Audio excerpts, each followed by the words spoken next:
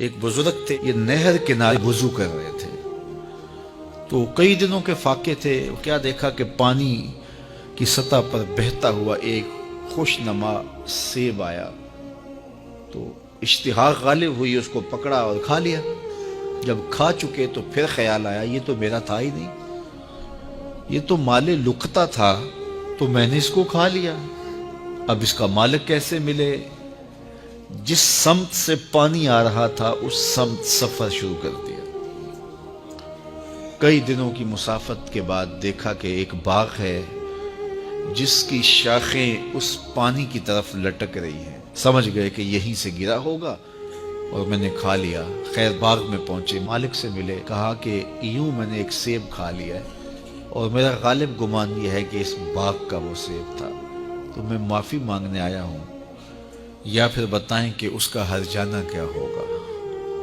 جب مالک باغ نے یہ بات سنی، وہ بھی صاحب نظر تھے، سمجھ گئے یہ تو کوئی در یگانہ ہے، یہ تو کوئی گوہر یکتا ہے، تو تیور بدل لیے۔ کہا ایسے تو نہیں معافی ملے گی۔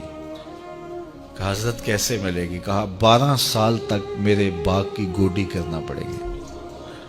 اللہ اکبر، اور ایک شرط اس کے علاوہ ہوگی۔ کہا ٹھیک ہے، میری غلطی تو معاف ہو جائے گی نا۔ 12 سال تک باغ کی گوڈی کرتے رہے۔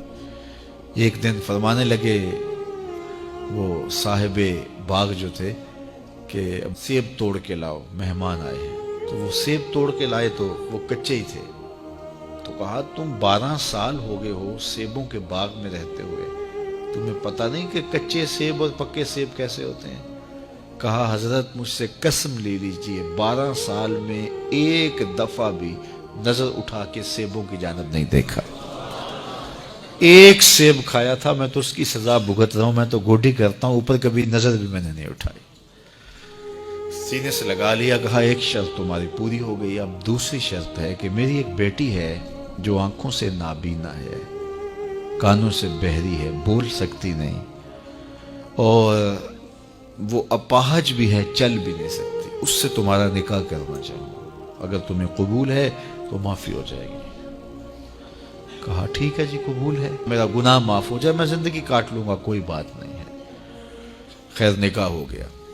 کہا کہ یہ کمرہ ہے، یہاں آپ کی زوجہ آپ کی منتظر ہے۔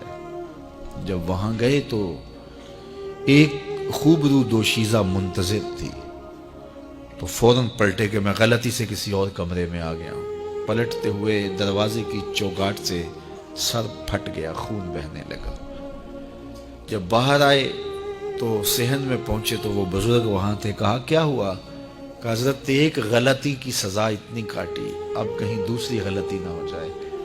وہ تو کوئی اور ہے خاتون۔ کہا وہی تمہاری زوجہ ہے۔ تو میں بتاؤں کہ وہ بہری کیوں ہے؟ آج تک اس نے غیر محرم کی آواز نہیں سنی۔ تو میں بتاؤں کہ وہ بول کیوں نہیں سکتی؟ آج تک اس نے غیر محرم سے کلام نہیں کیا۔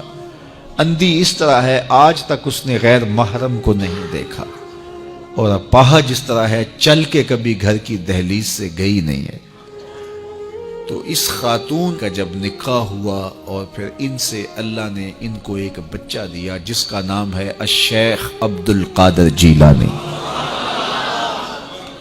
جب ماں باپ اس طرح کے ہوں تو بیٹے اس طرح کے ہی ہوتے ہیں۔ باپ کا لقمہ پاک اور ماں اپنی آبرو کی کیسی محافظہ، پھر در یگانہ اور گوہر یکتا جو پیدا ہوتا ہے وہ دین کی احیاء کرنے والا ہے، دین کی مردہ قدروں کو نئی زندگی دینے والا ہے۔ حضرت ملا علی قاری لکھتے ہیں کہ حضور غوث اعظم جب مجلس واعظ کرنے بیٹھتے تو 70 ہزار کا اجتماع آپ کے مجمع میں ہوتا، اور عمومی طور پہ اللہ کی رحمتوں کے حوالے سے بات کرتے، اور جس دن آپ اللہ کے قہر، غضب اور جلال کی بات کرتے کئی جنازے اٹھتے۔ یہ آپ کی گفتگو کے اندر عصر کا رنگ اور شیرینی تھی۔ اللہ اکبر۔ تو باپ دیکھیے کہ رزق کے معاملے میں کتنا محتاط ہے، اور ماں دیکھیے اپنی عصمت کی کتنی حفاظت کرنے والی ہے۔ مائیں بچوں کی تربیت کرتی ہیں، ماؤں کے ذریعے سے پاکیزہ صفت بچے جنم لیتے ہیں۔ تو لہٰذا ماؤں کو اچھی تربیت کا حامل ہونا چاہیے تاکہ وہ آگے اچھی تربیت خود کر سکے.